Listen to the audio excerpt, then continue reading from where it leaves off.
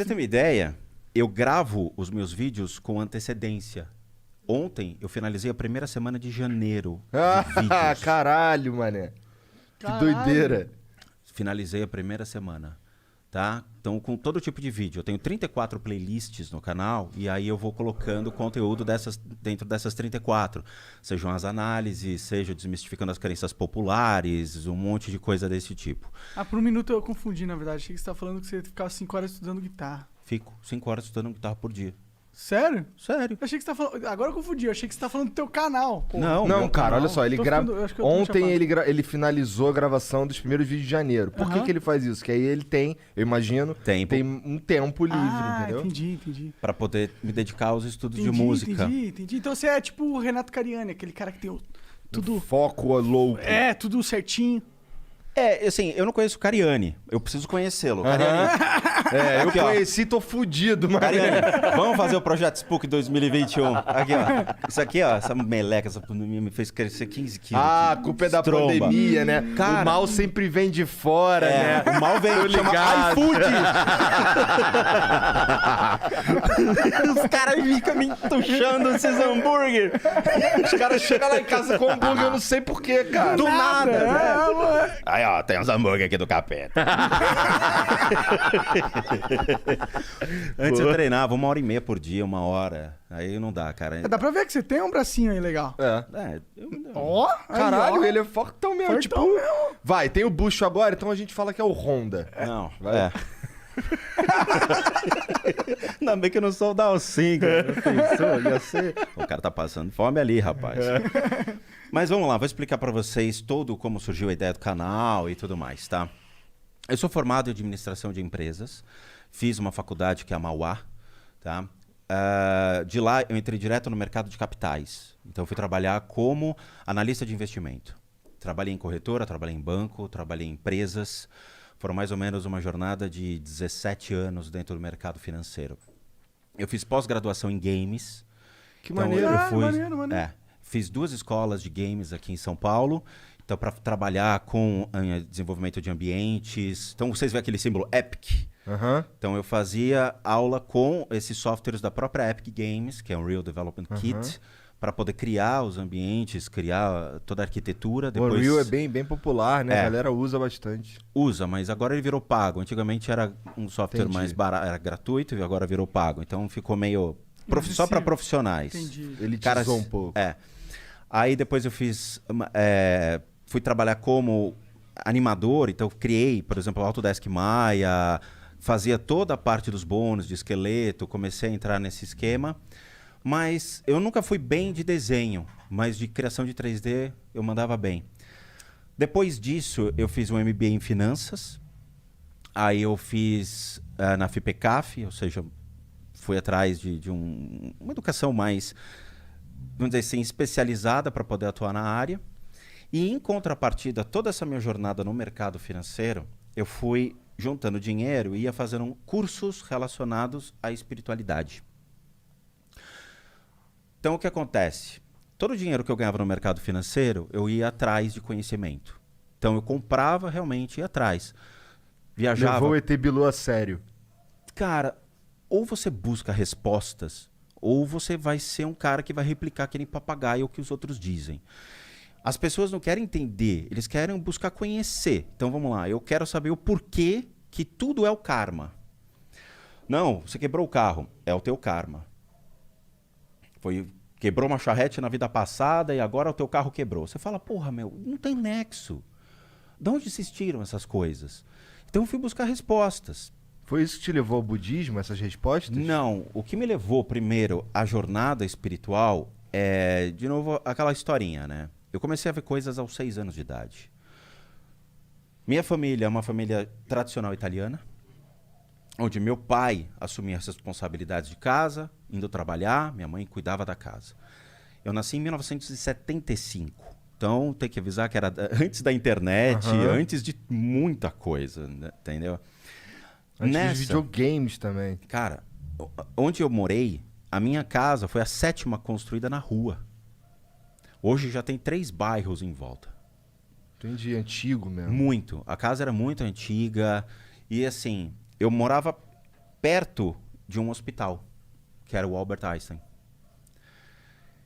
A casa tinha uma energia curiosa. Então, ela foi construída em cima de uma senzala, perto de um hospital. Então, você imagina que eu estava no parque de diversões da espiritualidade. Com o tempo, aos 6 anos de idade, eu comecei a ver coisas estranhas acontecendo em casa. Que são aquelas presenças estranhas que você vê o vulto passando assim. Só que você não vai falar, mamãe, tem um homem passando. Não, eu fiquei quieto. Eu não sabia o que era. E sabia que meu pai era muito rigoroso, muito rígido em relação à família. Então eu falei, eu não vou me expor, não vou buscar arrumar confusão com meus pais. Vou deixar. Então eu ficava só observando, só observando, só observando. E era muito? Eram muitos. Eram 6, 7 caras desse tipo. Eu vou te descrever como eu lembro deles, tá? Lembrando que o que eu tô te passando é uma ótica de uma criança. Sim, tá. 2 metros de altura, mais ou menos uma largura de 1,5 metro, com os olhos vermelhos. Acompanhava meu pai. Para onde meu pai ia, eles iam atrás. Eu ficava com medo. E eram vários desses aí? Eram tudo vários. Bem parecido. E assim, bem parecidos já começa a complicar. Quando você tem diferentes obsessores, beleza. Mas quando você tem iguais, eles abrem margem para muitos problemas e muitos desequilíbrios. Ataques de raiva. Depende muito da maneira como eles se conectam, mas pode levar uma pessoa a ter surtos emocionais. Entendo. Tá? E eu vou te explicar muito legal todo esse conceito. Comecei a ver, mas fiquei quieto. E foi indo. Aos 10 anos de idade, a coisa foi piorando. A casa, naturalmente, gerou um toque de recolher. Então, eu tenho um irmão, a diferença é de 2 anos. Tanto meu irmão quanto eu, nós sabíamos que a casa tinha alguma coisa. Então, nós passamos a escutar coisas estranhas na casa. Um dos fatores, por exemplo, a gente não saía do quarto. Então, dava 8 horas da noite, todo mundo para a cama, porque no dia seguinte tinha aula. Só que a gente ficava acordado até mais tarde para ficar escutando sons estranhos, porque sabia que acontecia. Teve um dia que eu acabei escutando alguns barulhos estranhos vindos da cozinha. E a minha casa era um corredor de mais ou menos 10 metros que levava para 2 quartos grandes, que eram 2 suítes onde meus pais ficavam, e eu e meu irmão dormíamos juntos. Tinha um outro quarto aqui e um outro quarto aqui, que eram quartos de bagunça e de brinquedo. Um corredor grande, cozinha, sala de jantar. E embaixo era uma sala de visitas, que ninguém entrava. Ninguém entrava. Por que ninguém entrava? Só por que não? Eu vou explicar, a história é maior. Entendi, tá. Tem muita coisa legal, Caralho, cara. que doideira. Eu escutei um barulho na cozinha. Eu levantei e botei o ouvido na porta. De repente eu escutei passos vindo, porque era carpete. E meus pais estavam dormindo já há muito tempo. Escutava. E parava. E sabe, quando criança, vai aquele ponto de interrogação em cima direto. Você fala, caracoles, o que tá vindo? Chegou uma hora que eu olhei pelo buraco da maçaneta para procurar. Aí escutei uma voz que ecoava dentro da minha cabeça, não passava pelo ouvido, falando, volta pra cama. Velho. Apertou. Eu fui direto, mas eu pulei pra cama e me enrolei. A partir desse momento, eu comecei a ser notado por esses seres. Então, todas as vezes que eu passava pelo corredor, dava para vê-los entre os quartos, observando quem passava pelo corredor. Eles estavam esperando meu pai. E o pior é que, assim, eles saíam no momento em que meu pai entrava em casa. Então, eu sabia que meu pai estava chegando quando eu via a movimentação desses seres. Caralho, cara.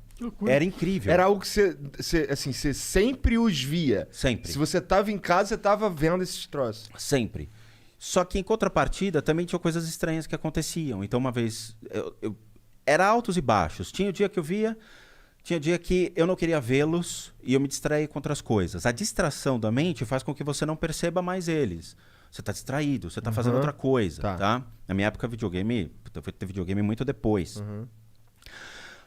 Os dias foram passando e teve os altos e baixos. Passei a estudar à tarde, chegava na hora do almoço e teve um dia que eu voltei para casa, ia deixar sempre minha mochila em cima da cama e ia almoçar.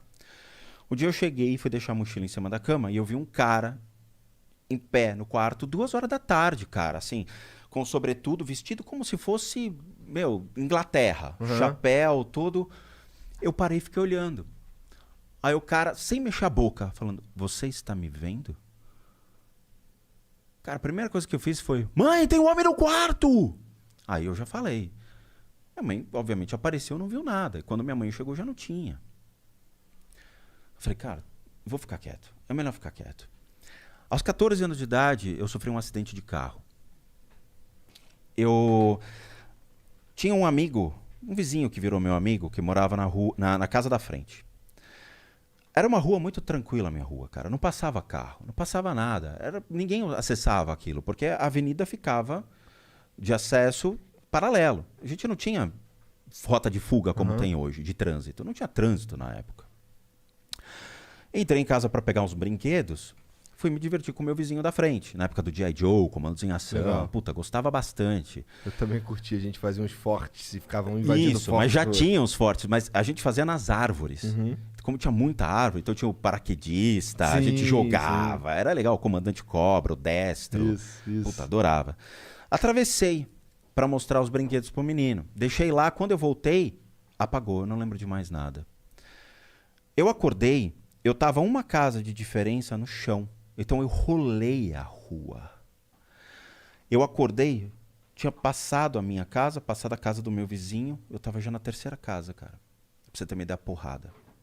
Caralho. Eu levantei, aos 14 anos, tirei a poeira. O que aconteceu? Não aconteceu nada comigo. Nada. Eu entrei em casa. O carro era um Passat antigo de aço galvanizado. O capô do cara ficou assim. Na hora, o cara entrou, me pegou, me botou no carro e me levou pro Einstein. A única coisa que aconteceu, eu caí e bati a cabeça no chão. No que eu bati a cabeça no chão, tinha uma pedra e me cortou a cabeça. Só. Não quebrei nada. Só que aí tem um porém. Eu lembro do que aconteceu em termos espirituais. Eu entrei num túnel branco. Nesse túnel branco, eu lembro de estar subindo, cara, e estar sorrindo, feliz da vida. E eu entrava no túnel, eu olhava pra cima e falava, meu, que da hora, que legal. Chegou lá em cima, eu vi minha bisavó. Eu não tinha contato com a minha bisavó. Eu raramente a via. Quando chegou lá em cima, a minha bisa olhou pra minha cara e falou, Rô, não é a sua vez. Você pode descer. Eu desci muito rápido. E aí eu acordei. Que viagem, cara. Caralho. E aquilo ficou na minha cabeça. Eu falei, porra, então o túnel branco existe. Então essa bagaça é real. Porque eu vivia o negócio.